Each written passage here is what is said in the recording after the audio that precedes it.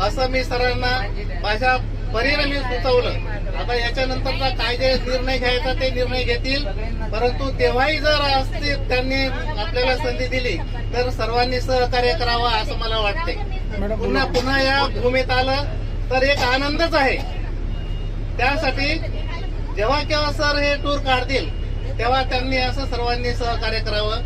आपल्याला या स्वयंपाकी टीमनं त्यांच्या परीनं स्वयंपाक करून आपल्याला वेळेवर जिथं जिथं वेळ मिळेल तिथं तिथं आपल्याला स्वयंपाक करून जेवू घातलं. स्वयंपाक चांगला केला.